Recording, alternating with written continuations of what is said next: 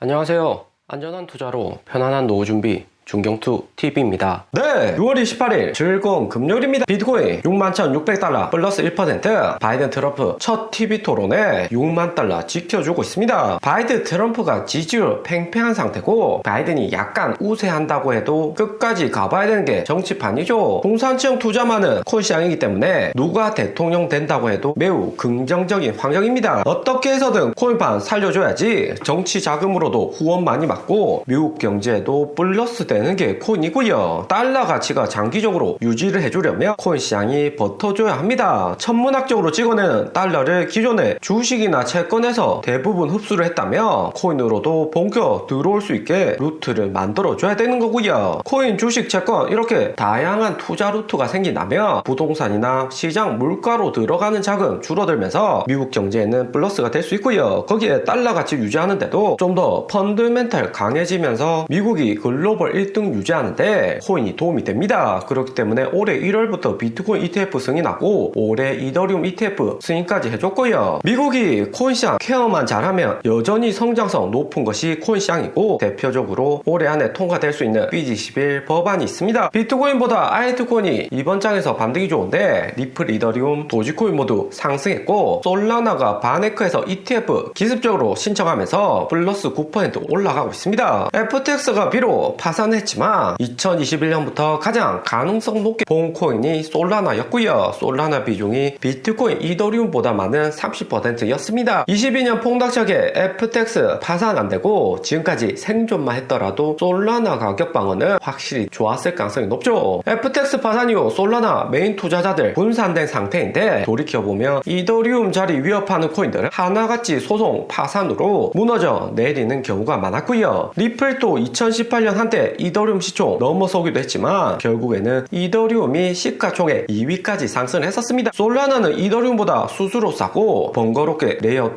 레이어3 할 필요 없이 자유롭게 관련 코인들도 만들 수가 있는 거고요. 솔라나가 FTX는 바네크에서 먼저 SEC 신청서 제출을 했습니다. 7월 이더리움 거래 시작할 때도 블렐러, 피델리티 등 다수 운영사들 1월 비트코인 ETF처럼 동시에 거래 시작될 듯 하고요. 비트코인, 이더리움까지는 동시 ETF 시작되지만 SEC 갠슬러장이 알트코인 ETF 상장은 비트코인과 다를 수 있다 3월에 인터뷰한 내용이기 때문에 솔라나는 다수 ETF 회사들 동시 상장보다는 개별 상장될 가능성이 크죠. 블렐러 입장에서는 솔라나, 리플, 도지코인, 메인 알트코인 합쳐서 종합적으로 ETF 발행해야지 블랙록처럼 규모 큰 회사에는 수수료 수익에 긍정적입니다. 솔라나가 단독으로 ETF 나온다고 해도 거래량이 비트코인, 이더리움보다는 확실히 낮기 때문에 블랙록 주도하에서는 솔라나 ETF 안 될 가능성이 있고요. 블룸버그 분석가 제임스 세퍼드는 2025년 솔라나 ETF 출시될 수 있다 트윗을 했습니다. 신뢰도 높은 트위터가 내년 상장 가능성 언급하니까 솔라나 가격은 장중에 플러스 9% 상승을 하고요. 하지만 솔라나 코인은 개별적인 호재로 상승하기보다는 올해 안에 BG11 법안 통과되고 알트 불장에 이더리움 레이어2 코인하고 솔라나가 가장 큰 수혜 받을 가능성이 있죠. 솔라나가 21년 11월 두 번째 불장일 때 가격이 가장 많이 오르고 솔라나 체인으로 관련된 코인들 개발도 활발히 진행이 되었습니다. 이제는 FTX라는 뒷배는 없어졌지만 미국 세력들도 이전부터 솔라나로 개발하던 회사들 다음 불장에 솔라나 이용할 가능성이 있는 거고요. 작년 1월부터 솔라나 반등 와서 전고점 30만원까지 상승했는데 그만큼 저력이 있는 코인이다 생각이 됩니다. 대신 우블록체인은 로비노드가 솔라나 코인 상장 폐지도 SEC 권유로 한 적이 있었기 때문에 SEC에서 비트코인, 이더리움처럼 순조롭게 ETF 상장은 안 시킬 것이다 이야기를 하고요. 비트코인 ETF 상장시킨 블랙록 주도도 아니고 리플처럼 SEC에 규제 받은 적이 있는 코인이라서 쉽지 않다는 입장입니다. 그리고 최근 알트코인 상황이나 투심을 보면 리플 차트에서 쉽게 이해가 되고요. 리플은 670원까지 떨어지면서 과매도 구간에 진입 직전인데 2022년부터 해서 일봉상 과매도 구간에 두 번 진입하고 나서는 본격 저점 찍고 반등 반등 오는 경우가 많습니다. 비트코인이 이대로 7만 달러 회복해주면 리플도 따라서 오를 가능성이 높다는 거고요. 무엇보다 9월 리플의 벌금 얼마나 나올지 확정이 되기 때문에 올해 4월과 6월 개미들 다 털어버리고 본격 세력들 매수하는 구간이죠. 특히 여기 RSI에서 보면 첫 번째 과매도로 펜셀 1차 나오면서 개미 털고 있고 2차로 반등 힘없이 나오다가 2달 3달 홀딩하다가 지친 투자자들 매도하고 있습니다. 2021년 FTX 파산 여기 두 번의 패닉셀과 매우 유사한 모양이고요. 작년 7월 부분 승소할 때도 두 번의 패닉셀에서 바닥 찍고 저점 높아지면서 반등을 했었습니다. 리플도 비트코인하고 같이 한 달 정도 횡보할 수 있는 차트일 수도 있지만 저점이 점차 높아지면 하반기 희망이 큰 코인이죠. 팔 사람들 다 팔았다는 거고 두 번째 과매도에서 탈탈 털어서 개인 비중 낮은 상황이기 때문에 이대로 상승하게 되면 트리플봉 1000원 구간도 쉽사리 돌파할 가능성도 높아집니다. 리플 같은 경우 900원 1000원 가면 과매수 나오면서 매수한 사람이 여전히 많기 때문에 가격은 빠르게 상승할 가능성이 높고요. 그리고 중산층 소비할 수 있는